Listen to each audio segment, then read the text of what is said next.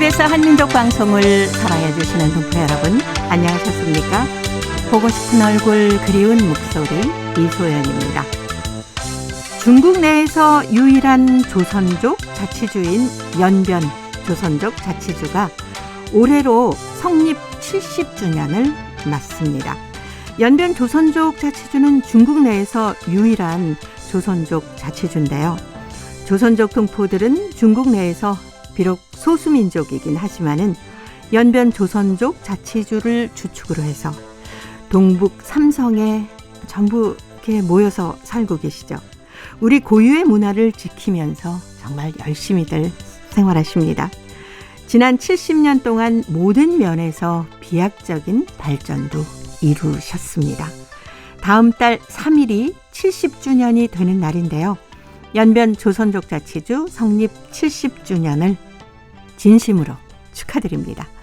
자, 오늘 첫 곡은 아리랑 걸스의 연변 아리랑 준비했습니다.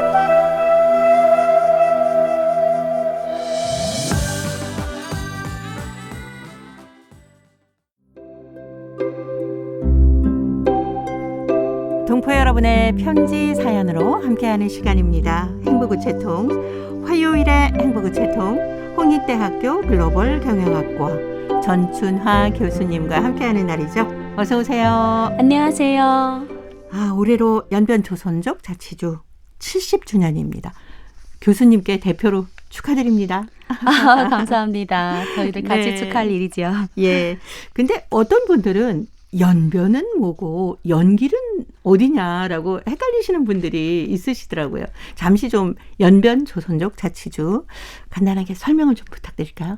그 연변 조선족 자치주는 연변하고 연길을 사람들 많이 헷갈리는데 네. 연변은 자치주의 명칭입니다. 그래서 네. 연변 조선족 자치주 안에 연길시가 있습니다. 그래서 그렇죠. 그 연길시가 연변 조선족 자치주의 대다수 큰 중요한 일을 향사하는 제일 중요한 도시다 이렇게 생각하시면 되고요. 올해가 그 70주년 됐고 1952년 9월 3일에 중국 내 유일히 조선족 자치주가 된 연변은 진린성 동부에 위치한 북한 러시아 맞닿아 있는 도시라고 보면 됩니다. 네.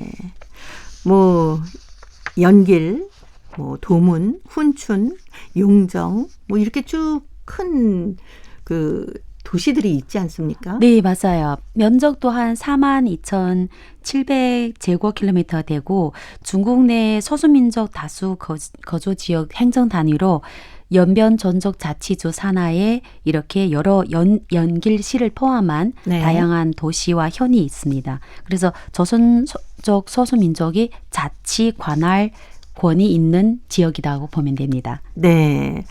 아무래도 연변 조선족 자치주가 중국 내에서 유일한 그 우리 조선족 자치주라고 할 수 있는데 동북 삼성 조선족 동포들이 살아가는데 구심점 역할을 하고 있는 것 같아요.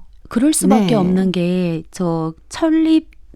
이 연변 조선족 자치주가 성립 초기에는 조선족 그 인구가 한 70.5%를 차지를 했습니다. 네. 그래서 동북 삼성에 대다수 거주하던 조선족 거의 굉장히 많은 인원수가 연변 지역에 살고 있고 네. 또 연변 지역 중심으로 하는 연길시는 뭐 연변대학 그리고 연변 출판사, 뭐 연변 일보 이렇게 조선족 민족 문화를 역할을 리드하는 그런 네네. 중요한 기관들이 있기 때문에 어떻게 하면 구심점 역할을 할 수밖에 없고 또 연변 지역에서는 방송국이 있잖아요. 라디오 방송국도 그렇죠. 있고 네. 그래서 동북 삼성에 있는 대다수 조선민족 예를 들어서 조선말로 되는 이 잡지나 뉴스나 아니면 방송을 들으려면 연변 걸 들어야 되죠. 네. 물론 이제 뭐 흥룡강성, 길림성도 있기는 있지만 예. 그래 더 많은 것을 연변에서 나오기 때문에 그래서 항상 저희들도 뭐 냉면 하면 뭐 여기는 한국냉면 이렇게 되면 저희는 네. 뭐 연변 조선족 냉면 이러면 저희 지역 한족들이 이거는 전통 조선족 냉면이구나 네. 이렇게 알고 있습니다. 예.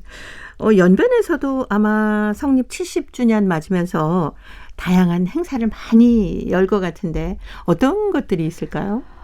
올해 같은 경우에도 이제 9월 3일 날에 저희들이 이제 그 70주년 행사를 열기는 하는데 예를 들어서 뭐 지금 11일 날 8월 11일 연변신문 등 현재 매체에 따르면 연변자치주에는 약 300여 명이 출연해서 1시간 20분간 공연을 하는 대형 문화 공연 전과 있고 또 전시회가 열리고 네. 뭐 조선족 먹거리 행사, 뭐 투어, 이벤트 등 다채로운 행사를 지금 진행을 하고 있다고 합니다. 그 동시에도 2일에서 5일 사이에 네. 연지시에서는 영길시에서는 투먼지ang 지구 국제무역 상담회도 개최를 한다고 합니다. 예. 그래서 아마 요 기간에 연변이나 영길을 방문하게 되면 너무나 다채로운 행사를 이제 즐기지 않을까 생각합니다. 예.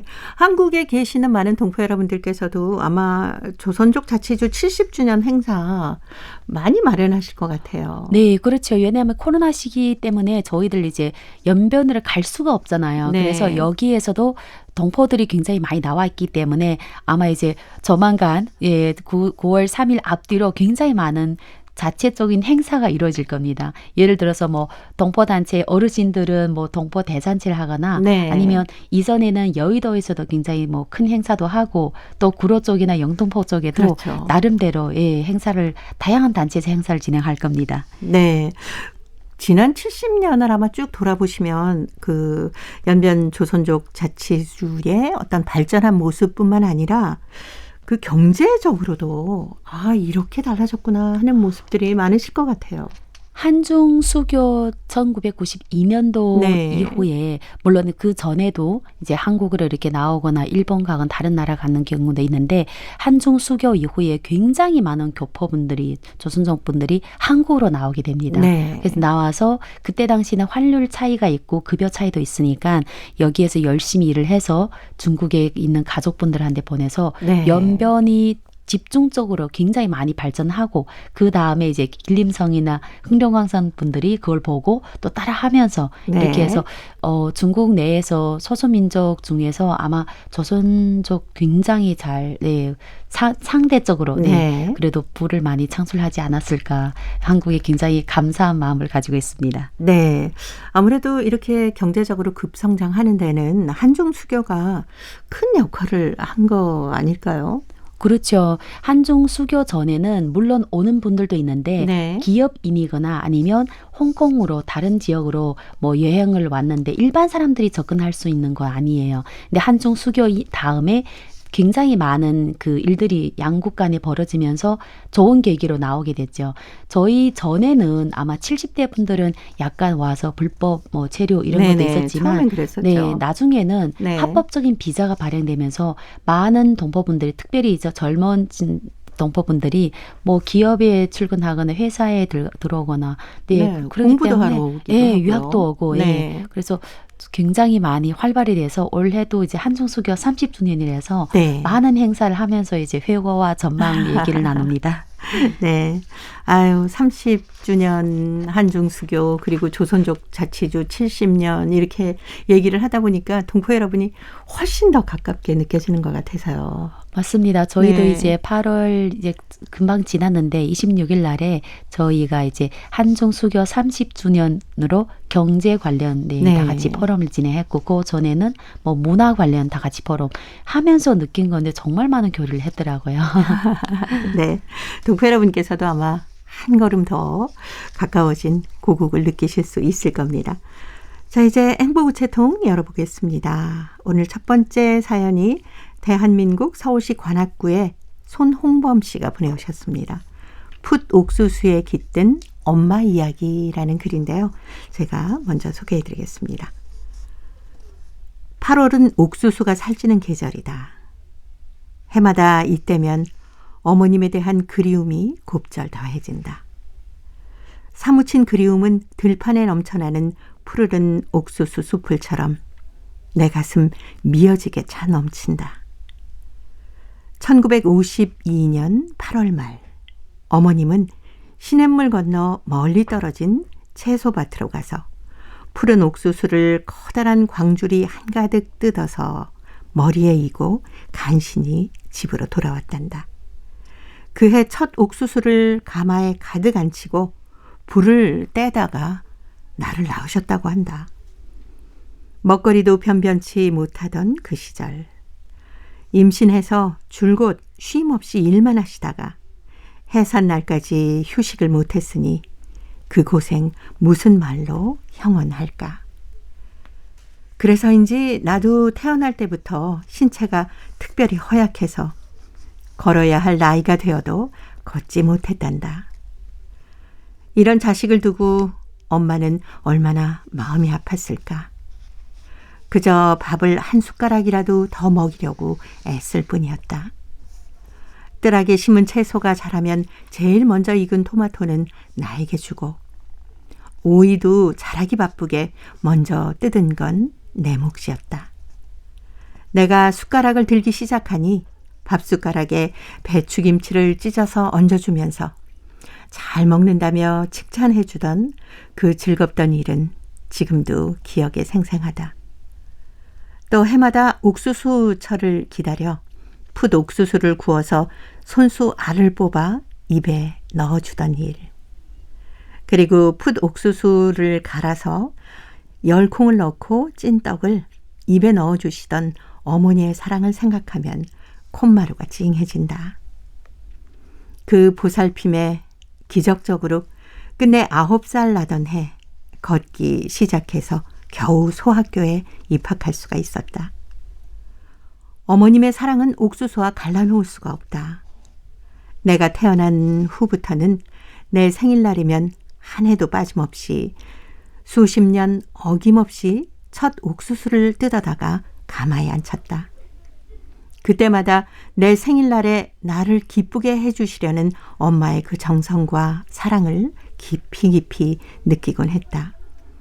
오늘도 고향의 기름진 밭에는 옥수수가 푸른 숲을 이루었으리라. 타향으로 온 지 몇 년이 되지만 해마다 8월이면 나의 눈앞에는 자꾸 이미 저 세상으로 가신 엄마와 풋 옥수수가 번갈아 눈앞에서 어른거린다. 엄마도 저 세상에서 8월이면 풋 옥수수를 기억하실 것이다. 어릴 때 듣던 수수께끼다. 아기를 업고 밭에 서 있는 것이 무엇이냐. 나는 옥수수가 아니라 바로 어머님이라고 대답하고 싶다. 이 수수께끼는 나에게는 눈물이다. 어머님을 고생시킨 죄송함이다. 내가 9살에 겨우 걸었으니 그 기나긴 세월 어머니 등은 나의 요람이 아니었겠는가. 오늘따라 하늘이 더없이 푸르다. 창문가에 다가서서 하늘을 쳐다보니 고생 많던 어머님의 갸녀린 모습이 옥수수가 열린 푸르른 옥수수 그루로 내 앞에 다가온다. 라는 사연이었습니다. 아유, 옥수수 보면은 어머님 생각이 정말 많이 나실 것 같으네요. 그러니까요. 네. 저도 옥수수를 정말 좋아하거든요. 그렇죠. 근데 저도요. 옥수수 하면 네. 아마 사람마다 다르겠지만 또 이런 아픔이 있다는 걸 맛있는 옥수수의 엄마에 대한 그리움과 그 엄마에 네네. 대한 사랑을 느낀다고 하니까 이번 여름철에 정말 맛있게 옥수수를 정말 많이 먹었는데 또 그렇죠. 다음에 먹을 때는 이 이야기가 더 생각나겠네요. 그럴 것 같습니다. 이 동북 삼성 쪽에도 옥수수를 많이 심죠. 너무 많죠. 네. 물론 이제 그 초당 옥수수 같은 건 아니고 네네. 강원도에서 심는 그런 예, 옥수수처럼 찰옥수수. 찰옥수수 네. 있거나 아니면 찰옥수수보다 또 약간 좀 뻣뻣한 아, 그런 네네. 옥수수도 있습니다. 그래서 저는 이제 그 어릴 때 우리가 뭐 간식이나 이런 게 많지 않았잖아요. 네네. 그럼 제철에 가면 옥수수 때 되면 뭐 집집마다 애들 들고 나오는 다 그렇죠. 똑같은 옥수수. 그리고 어떤 애들은 그냥 그걸 이렇게 발라서 먹는 애들도 있고 네. 또 어떤 애들은 그걸 뭐 젓가락에다 꽂아가지고 그렇죠. 들고 나와서 네. 그 생각나네요. 생각해 보니까 아마 어머님들은 다 집에서 옥수수를 해가지고 애들이 그 네. 먹던 생각나니까 저도 그 시절 그립네요. 네. 보통 옥수수를 중국에서는 뭐 요리에도 활용을 많이 하는데 어떤 요리에 활용을 하십니까? 옥수수가 주 메인 재료가 된 요리가 있어요. 네. 그래서 옥수수에다가 그다음에 이제 오이, 당근, 당근은 네모로 이렇게 조그만 네네. 네모를 해가지고 볶아 놓으면 그게 굉장히 어떻게 보면 익은 샐러드거든요. 예, 그러네요. 그래서 저희는 이제 회식할 때 여자가 좀 있다 하면 필수로 시키는 요리 중에 하나입니다. 주로 이제 뭐 갈아서 갈아 수프를 먹거나 무쳐서 익혀서 약간 샐러드에 넣거나 아니면 아까 제가 얘기한 것처럼 볶아가지고 어떻게 보면 밥 같아요. 근데 약간 짜게 만드니까 밥랑 채소를 같이 네. 먹을 수 있게 했고 또 옥수수 뭐가 있지? 쪄서 먹고 구워서 먹고 구워서 먹기도 하고요. 네. 네. 요즘의 젊은 친구들 보니까 옥수수를 버터구이를 또 많이 해서 맞아요. 먹더라고요. 지금 보니까 버터에다가 치즈에다가 또 심지어 어떤 애들은 그 옥수수를 생각나네. 팝콘. 네. 네, 요즘은 네네. 팝콘을 하는데 저희 어릴 때는 정말 그 아저씨가 밀고 다니고 옥수수를 가져다 주면 뻥튀기 뻥튀기 해줬잖아요. 했었었죠. 네. 네. 자, 오늘 손홍범 씨가 보내오신 풋옥수수에 깃든 엄마 이야기 아마 들으시면서 많은 분들이 맞아. 그때 우리 어머니가 여름철 요맘때가 되면은 풋옥수수 따다가 아주 맛있게 쪄서 우리들에게 간식으로 주셨었지. 그러면서 어머니는 아이고 너희들 먹어라. 뭐 그러시는 거 아닙니까? 자, 손홍범 씨. 어머님 추억하시면서 이 노래 들어보십시오. 굴렁쇠 아이들입니다. 동요 옥수수네 어머니.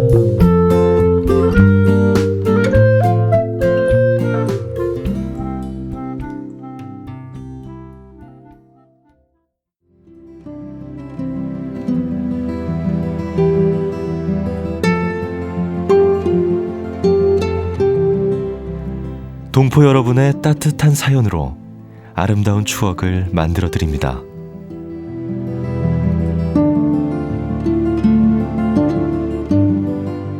보내실 곳은 대한민국 서울특별시 영등포구 여의공원로 13 KBS 한민족방송 보고 싶은 얼굴 그리운 목소리 담당자 앞이고요. 인터넷 주소도 알려드립니다. KBS 홈페이지 www.kbs.co.kr에 접속하신 다음 라디오, 한민족방송, 보고 싶은 얼굴 그리운 목소리를 순서대로 클릭하신 다음 청취자 참여 코너에 글을 남기시면 됩니다.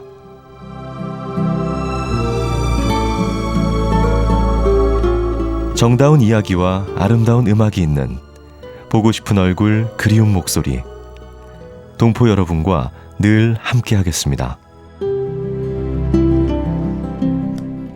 화요일의 행복우체통 홍익대학교 글로벌 경영학과 전춘아 교수님과 함께하고 있습니다. 자, 오늘 두 번째 사연 중국 길림성 용정시 리은서 학생이 보내왔습니다. 잊을 수 없는 탁구시합이라는 글인데요. 전춘아 교수님이 소개합니다. 나는 지난 여름방학에 친구랑 장춘에 가서 탁구 시합에 참가하게 되었어요. 탁구를 배운 지 1년밖에 안 되는 내가 시합에 참가한다니 기쁘기도 하였지만 겁도 나고 시합에서 지면 어쩌나 하는 근심에 길을 떠난 발걸음이 무겁기만 하였습니다. 장춘에 도착한 우리는 먼저 연습을 하면서 몸을 풀었습니다. 긴장해서 그런지 탁구 서클에서 훈련할 때마다 공도 잘 넘어가지 않았고 대방위 공도 제대로 받지 못하였습니다. 지도원 선생님이 원래 하던 대로 하면 된다고 말씀하셨지만 그래도 긴장은 좀처럼 풀리지 않았습니다. 얼마 후 시합을 알리는 종소리가 울렸습니다. 그런데 소조 편성이 잘못되었는지 9살인 내가 나보다 5살이나 위인 언니와 한조가 되어 치게 되었습니다. 첫 판에는 어쩌다 보니 생각지도 않게 내가 이기게 되었습니다. 나는 조금 심심이 생겼습니다. 두 번째 판부터는 어쩔 사이도 없이 두 판을 연속으로 지고 말았습니다. 세 판에서 두 번이나 진 나에겐 네 번째 시합이 아주 중요한 시합이었습니다. 나는 더 정신하여 언니의 공을 받아 넘기며 10대 10까지 버텼습니다. 그런데 대방이 힘차게 날려보내는 공을 받기가 그리 만만치 않았습니다. 승부를 가르는 마지막 판에 내가 실수로 넘긴 공이 그물에 걸리는 바람에 그만 지고 말았습니다. 나는 걸상에 앉아서 슬프게 울었습니다. 첫 시합에서 지다 보니 정서가 떨어진 나는 다른 시합에서도 연달아 콧밥을 먹고 말았어요.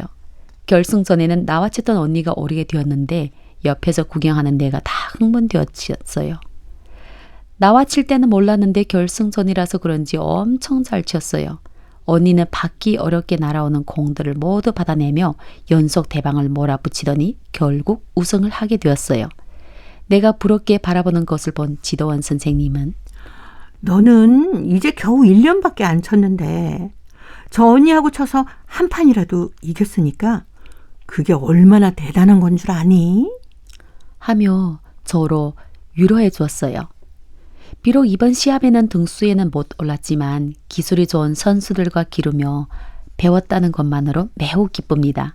아까는 철없이 나보다 나이 많은 선수들과 졌다고 생각하며 울었던 자신이 부끄럽습니다. 앞으로는 더 열심히 훈련하여 꼭 이름난 탁구 선수가 되고 싶습니다.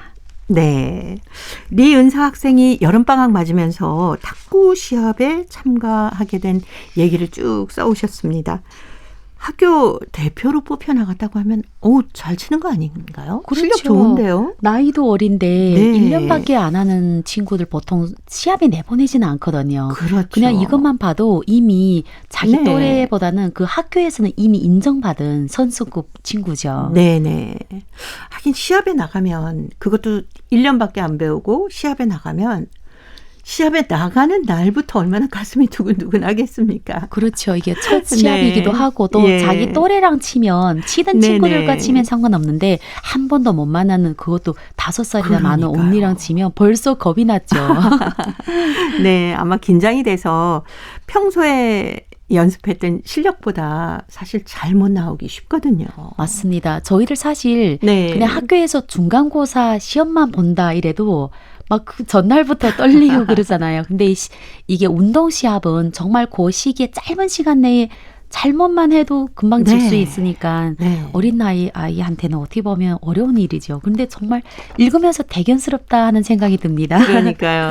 은서 학생이 이제 나는 이름난 탁구 선수가 될 것이다. 네. 라고 얘기를 했는데 그게 좀 꼭 이루어져서 아마 이 그렇잖아요. 나이에 중국에 네. 탁구가 아주 유명하지 않습니까? 맞습니다. 탁구가 유명하고 또 학교에 운동장에 항상 탁구대가 있습니다. 네. 저희는 학교 다닐 때 중간에 쉬는 시간 10분밖에 안 되잖아요. 네네. 정말 우리가 이제 고학년 때 4층에 있는데 우리 반에 학교 1등 탁구 이제 친구가 있는데 네네. 걔는 그냥 쏜살같이 내려가서 그 사이도 탁구 치고 올라와요. 예. 그리고 정말 학교에서 뭐 축구 차는 친구, 농구, 배구 있는데 탁구장은 항상 대기자가 많습니다. 네. 그 모든 친구들이 그래도 하나 정도는 다 받아치니까 그렇죠. 뭐 국민 운동 이 정도 아닐까 싶습니다. 네. 교수님께서는 어떻게 탁구 실력이 어느 정도세요? 저는 이제 받는 정도. 근데 크게 이제 잘 치는 선수는 안 되는데 네. 그냥 간단하게 공을 받을 정도 멋집니다. 네. 선생님의 이런 격려도 참 용기를 얻게 되는 거 아닐까요? 맞아요. 저도 네. 학교 다닐 때 기억에 네네. 반하고 반 사이에 달리기 시합 저도 어릴 때 막 울잖아요. 그렇죠. 그럼 선생님 막 위로해 주죠. 그 위로가 정말 큰 힘이 됩니다. 왠지 다음엔 내가 이길 수 있다 이런 가능성을 가지기도 하고 또 이 친구가 이 덕분에 탁구 선수가 돼야 되겠다. 네. 네. 예. 선생님의 말 한마디가 그렇게 이 어린 학생들에게는 큰 영향을 주기 때문에 정말 위로도 물론이지만 늘 격려해 주시는 말씀이 참 중요할 것 같다는 생각이 새삼새삼 드네요. 맞습니다. 그래서 선생님으로서는 어린 아이들이든 아니면 어른들이든 정말 칭찬을 많이 해주는 게 좋지 않을까. 칭찬은 고래도 춤추게 한다 이런 말이 있으니까 저희들도 막 칭찬받고 싶어 하잖아요. 그러니까요. 어른도 칭찬 들으면 이게 철없이 좋아하게 되지 않습니까? 맞습니다. 저도 제 체육 선생님이 네. 너는 제가 100m를 속도가 안 되는데 그거 대신에 너는 400m, 800m를 참 잘 달리는다. 근데 지금 생각해 보니까 100m 달리지 못한 그거를 얘기하지 않기 위해서 얘기한 말인 저는 철석같이 믿고 네. 대학원 때까지 400m 달리기 시합에 나갔습니다. 예. 선생님 한마디가 그렇게 달라진다니까요. 네, 맞아요. 자, 리은서 학생 멋진 탁구 선수가 되겠다고 했는데 보고 싶은 얼굴 그리운 목소리가 우리 은서의 꿈을 응원하도록 하겠습니다. 라디가 불러주는 핑퐁 들으면서 홍익대 글로벌 경영학과 전춘하 교수님과는 다음 주에 또 뵙도록 합니다. 고맙습니다. 감사합니다.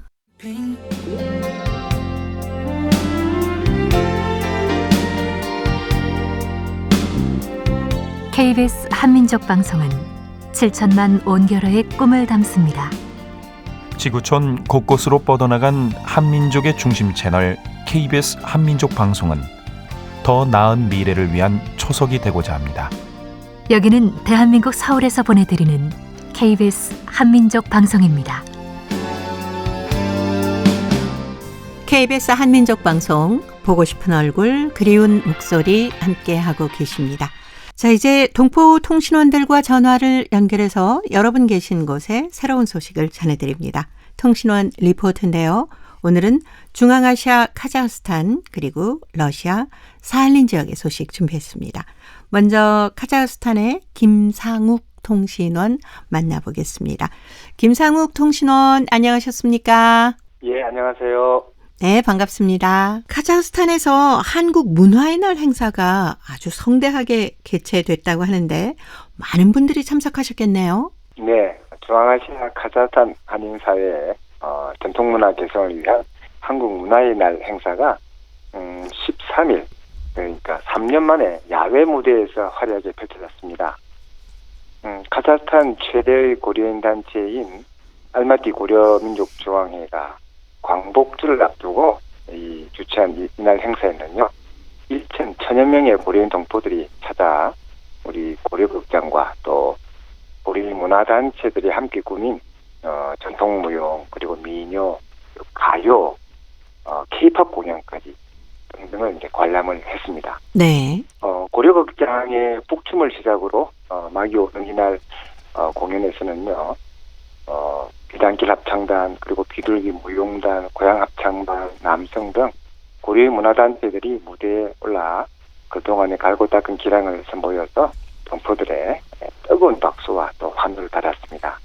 알마티 고려문화중앙회는요, 이번 행사를 이제 주최했는데, 이 단체는 구소련 시절 고려인 동포사회 원로들이 우리 모국어 재생과 또 전통문화의 개성 발전을 위해서 89년에 설립한 단체이고요. 매년 설날 행사 그리고 광복절 기념 행사를 주최해오고 있습니다. 네. 그리고 또 카자흐스탄 거주 항일 독립운동가 후손들이 한국을 방문했다는 소식, 또 한국 국적을 취득했다는 반가운 소식도 있네요. 예, 카자흐스탄에는요, 항일 독립운동가들의 후손들이 많이 살고 계십니다. 한 550분이 살고 계신데요. 네. 이분들 중에 일부가 지난 8월 10일 6박 7일 일정으로 한국을 방문했습니다. 이번에 방문한 후손들 중에는요, 1907년 우리 일제에서 군대 해산으로 바로 군대가 해산되자 바로 이제 의병을 모아 의병 항쟁을 한 뒤에, 그리고 19년 대한민국 임시정부 국무총리로 활동한 이동희 선생을 후손 정손 강이고르 씨도 포함되어 있고요. 네. 그리고 또 이동희 선생의 또 이 정손 중에 베키노바 아이게린 씨도 포함되어 있습니다. 그리고 유명한 안중근 의사의 하얼빈 얼거, 이 하얼빈 얼거를 지원한 최대영 선생의 정손 박다티아나 씨, 그리고 한 보이서 씨도 이번에 초청이 되었습니다. 이번 행사는요, 한국의 국가보훈처가 국외 거주 독립유공자 후손 초청 행사의 일환으로 이번에 마련되었고요. 코로나 확산 직전까지인 2019년까지 그동안에 20개국 한 894명 정도가 국내로 초청이 되었었습니다. 네. 이번에 이제 한국을 방한한 이제 독립유공자 후손들은요, 서울 현충원 참배를 시작으로 독립기념관 방문하고 또 비무장지대 또 이를 gem지시설 방문해서 안보 체험도 했고요. 네. 그리고 이 과정 속에서 이제 한반도 평화를 기원하고 또 세계 속 한류 문화를 체험하는 등 다양한 일정에 참가를 했습니다. 그리고 또 하나 이 반가운 소식이 있는데요. 카자흐스탄 국적을 가지고 있던 이제 항일 독립운동가 후손이었던 성이 우씨입니다. 우가이 예고르 군이 이번에 대한민국 국적을 취득했습니다. 네네. 그러니까 이 우가이 예고르는요, 연해주에서 항일 무장투쟁을 벌였던 박노순 독립운동가의 이제 고손자입니다. 간단하게 말씀드리면 이 박노순 독립운동가는요, 1919년 연해주에서 활동했던 다반 군대에 합류해서 당시 연해주를 침략했던 일본군에 맞서 무장투쟁을 했고요. 1922년 일본군을 연해주에서 몰아낼 때까지 무장투쟁을 한 분이고 그 공을 또 인정을 받아가지고 우리 정부에서는 박 지사에게 2008년에 대한민국 건국 포장을 수여했습니다. 네. 지금 이제 한국 국적을 받은 예고르 분은요, 가족들과 함께 이제 카자흐스탄에 떠나 한국에 정착을 해서 한국어와 또 사회 문화 적응 교육을 현재 받고 있습니다. 네. 오늘 카자흐스탄 소식 여기까지 듣도록 하겠습니다. 김상욱 통신원이었습니다. 소식 잘 들었습니다. 예, 감사합니다. 네, 고맙습니다. 이어서 러시아 사할린으로 가보겠습니다. 배순신 통신원 만나보겠습니다. 배순신 통신원 안녕하셨습니까? 네, 안녕하세요. 반갑습니다. 네, 반갑습니다. 사할린에서 방학을 맞아서 한인 청소년 역사 캠프가 열렸다고 하는데 어떤 내용이었습니까? 네, 지난 8월 1일 사할린주 청년 한인회의 주최로 나라의 역사, 나의 역사란 사할린 한인 청소년 역사 캠프가 열렸는데요. 해마다 실시하는 이 프로젝트의 목적은 청소년들이 건강하게 잘 휴식하며 사할린 한인 역사를 배우고 한국 문화를 체험하는 데 있습니다. 지난 1일 사할린 한인문화센터에서 열린 캠프 개막식에서 사할린 주한인협회 박순옥 회장, 주 윤사할린스크 한국출장소, 영사출장소 박상태 소장, 주 청년 한인회 이슬기 회장이 인사말을 전한 가운데 학생들에게 축하하며 캠프 기간 동안 건강하게 지내면서 유익한 시간을 보내기 기원하고 그들이 우리의 미래라는 것을 잊지 말라고 당부하였습니다. 네, 이 청소년 역사 캠프에 어떤 학생들이 참가를 했나요? 네, 이번 캠프에 윤사할린스크, 카르사카, 돌린스크, 홈스크, 스미르니흐 지역에 14살, 17세 학생들이 5일간 오호츠카의 마을 부근에 있는 휴양지에서 거주하면서 재미있는 프로그램을 익히게 되었습니다. 이 대해 캠프 담당자 오블라디미르 교사가 하셨습니다. 박순옥 주한인협회 회장에 따르면 이번에는 캠프 참가자 흥명자 신청서를 받고 신중하게 선전을 하였다고 했습니다. 캠프 참가자들은 첫날에는 개막식 후에 한인문화센터 앞에 있는 사할린 한인 희생 동포 위령비와 사할린 한인 이준진영 관부 피해자 추념비 헌화로 하고 희생 동포들을 기리며 묵념하였습니다. 이날 오스트라프 동양 무술센터에서는 캠프 참가자들을 위해 태권도와 당수도 시범을 보여주었고 오후에는 학생들이 카르사카 방향의 언덕에 있는 사할린 동포 위령 조각상에 헌화한 후 숙소에 들어가 즐거운 놀이와 재미있는 이야기로 하루를 마무리했습니다. 캠프 5일간 프로그램에는 한민족 공예인 한지, 활동교실, 잡지 만들기 요리교실, 환경보호에 대한 워크샵, 전통 타기기, 그리고 발표 공연 준비 등등 여러 활동을 했습니다. 네, 오늘 사할린 소식 여기까지 듣도록 하겠습니다. 배순신 통신원이었습니다.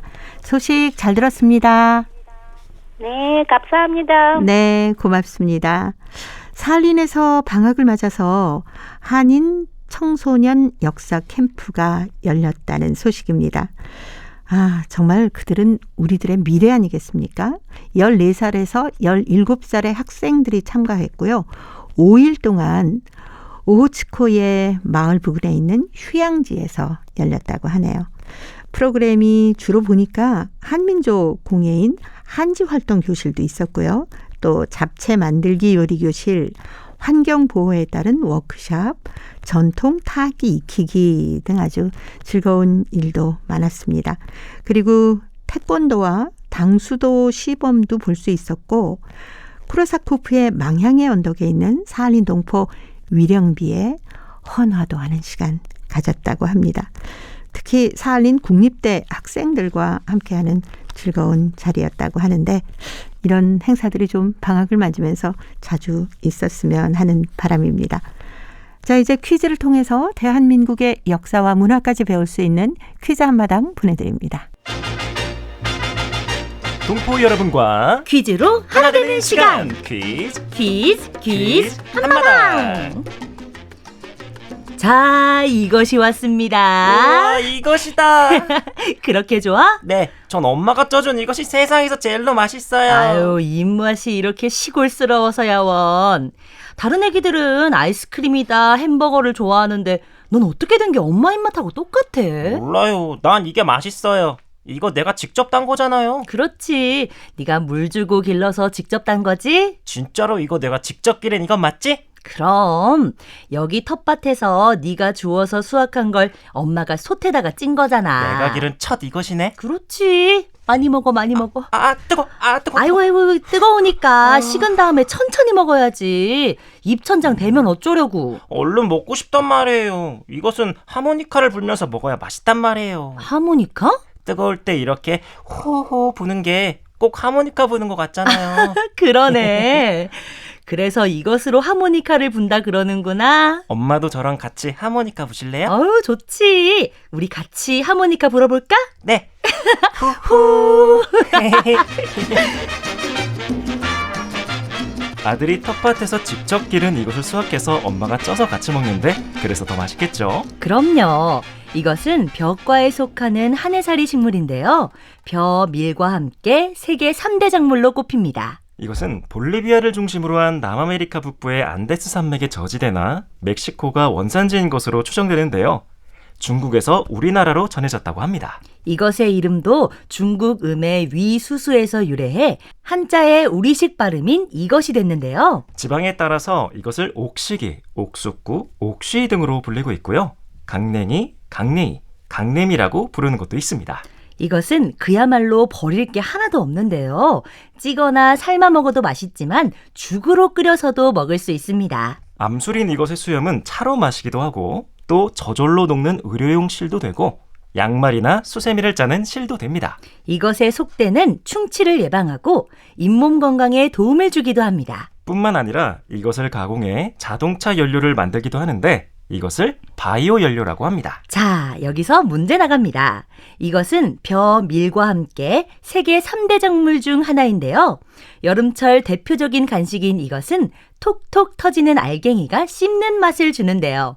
이것은 무엇일까요? 자, 보기 드립니다. 1번 옥구슬, 2번 옥수수, 3번 수수찰떡. 정답을 보내주신 분 가운데 일주일에 한 분 추첨해서 소정의 상금이나 상품을 보내드립니다. 퀴즈 한마당 지금까지 성우 유선일 한희정이었습니다. 아, 정말 이것이 요즘의 제철입니다. 저도 시장에서 이것 사다가 쪄서 먹곤 하는데요. 요즘에 보니까 생으로 그냥 먹는 이것까지도 나왔더라고요. 먹을 게 귀하던 시절에는 이것이 주식이 되기도 했었는데 요즘에는 아주 다양한 간식으로 즐기고 있습니다. 저처럼 삶아서 먹는 건 뭐 기본이고요. 휴게소에서 파는 이것 버터구이 정말 맛있죠. 그리고 이것 케이크, 음료 아주 다양한 음식들이 나옵니다. 동포 여러분께서는 이것을 어떻게 드시나요? 나만의 이것 요리 비법이 있다면 그리고 나에게 얽힌 이것 추억이 있으면 행복우체통으로 사연을 보내주시기 바랍니다. 정답은 KBS 홈페이지에 접속하신 다음에 라디오 한민족 방송 보고 싶은 얼굴 그리운 목소리를 순서대로 누르시면은 청취자 참여란이 있습니다. 여기에 정답도 적어주시고 그리고 또 행복우체통의 사연도 가득히 채워주시기 바랍니다.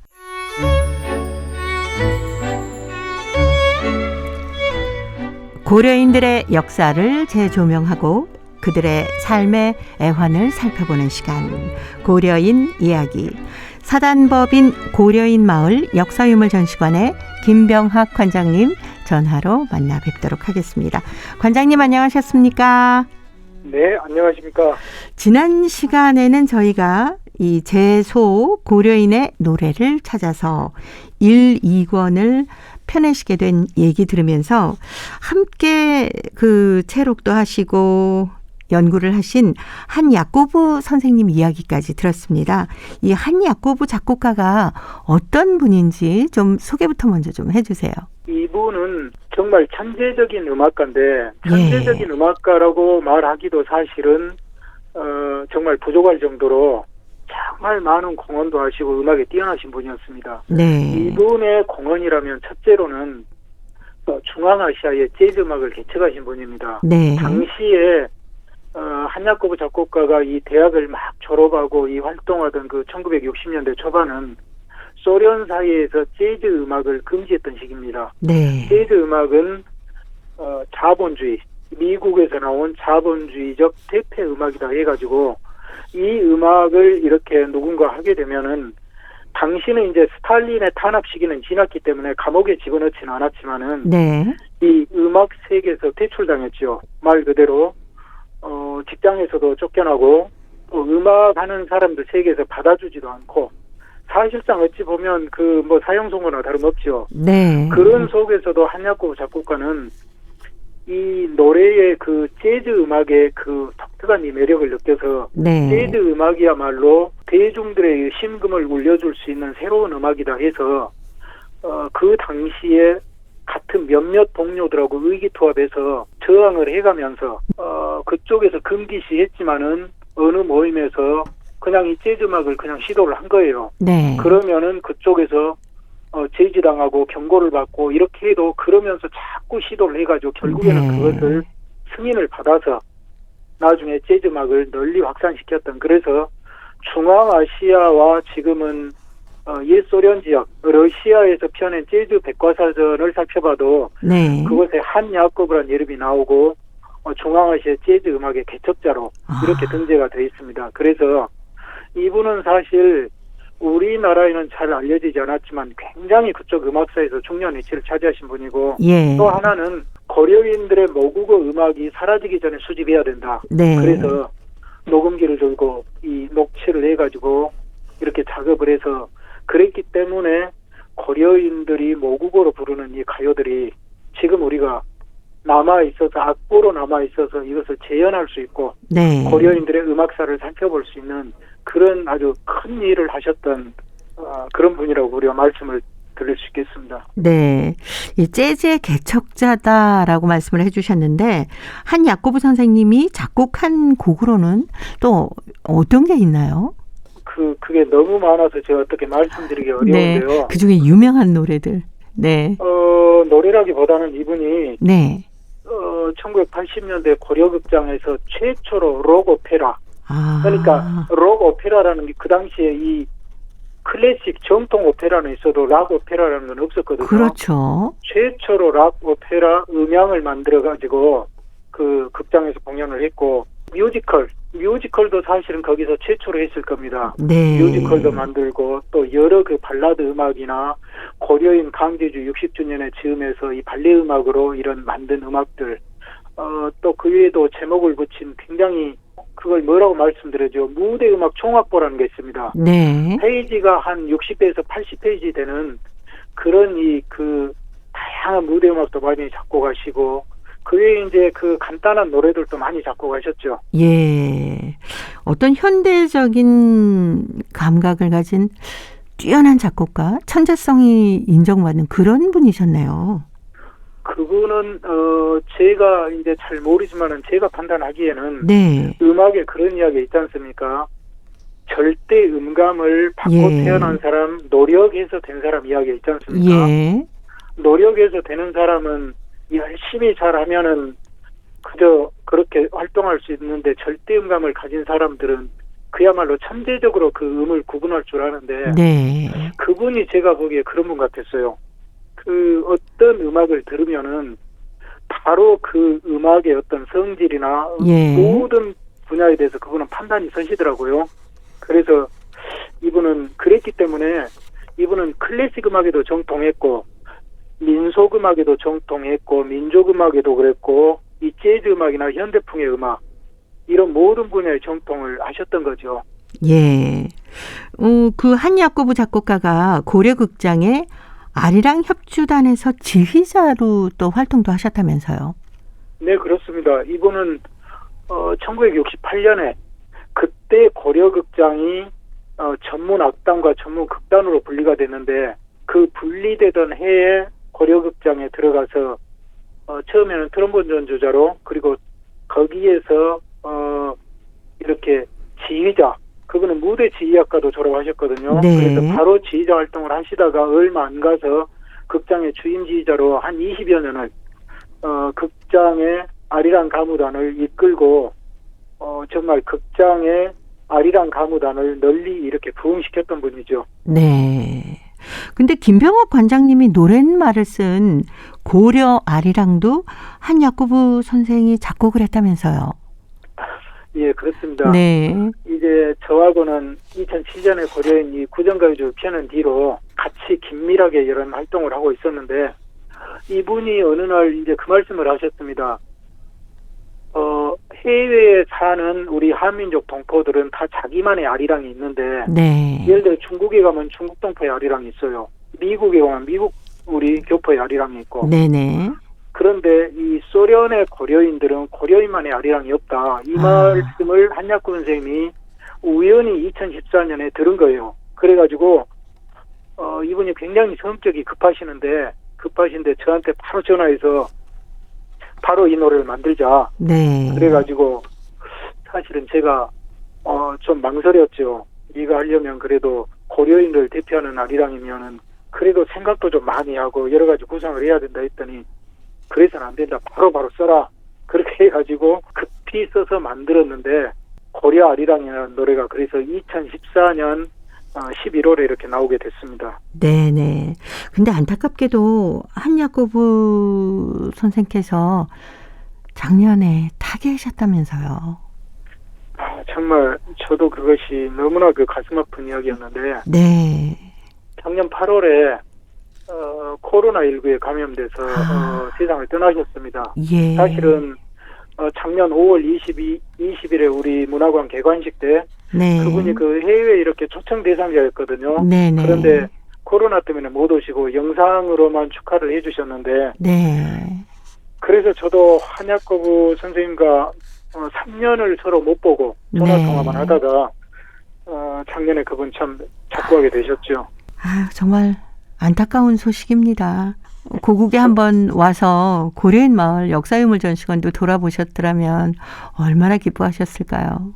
그것도 보시고 네. 또 고려 아리랑이 여기서 어떻게 들리고 예. 있는지 물론 그전에도 한약구 작곡가는 코로나가 이렇게 창궐하기 전에는 국내에 초청받아서 몇 번이나 고려 아리랑을 지휘도 하시고 이렇게 몇 번 하셨거든요. 네. 그래서 그런 걸 보면서 인생에 이렇게 보람을 느끼시고 하셨는데 그래도 그분이 늘 고대하셨던 게 제가 일하고 있는 네. 고려인 역사유물 전시관 이곳에서 어떻게 전시가 됐고 이쪽에서 이 어떤 노래를 한다면 고려 아리랑을 한번 지휘도 해보고 싶고 이런 예. 그 마음이 있으셨죠. 그런데 참 안타깝게 됐습니다. 그렇지만 한약구 작곡가는 작년에 돌아가시기 전에 네. 봄에 어떤 느낌이 있었는지 당신이 가지고 있던 이런 악보 이런 뭐 모든 자료들을 또 다 보내주셨어요. 네. 이런 데 널리 쓰라고. 그래서 그분의 어떤 자료들은 또 다 확보하게 됐습니다. 예. 아마 남겨주신 음악으로 우리 고려인 동포와 영원히 함께 하시리라 생각됩니다. 그렇습니다. 예. 네. 고려인 이야기, 오늘은 고려인 작곡가 한야쿠부 선생에 대한 얘기 나눠봤습니다. 오늘도 사단법인 고려인 마을 역사유물전시관의 김병학 관장님이었습니다. 다음 주에 또 뵙겠습니다. 네, 감사합니다. 네, 고맙습니다. 오늘도 함께해 주신 동포 여러분 고맙습니다. 내일 찾아오겠습니다. 안녕히 계십시오.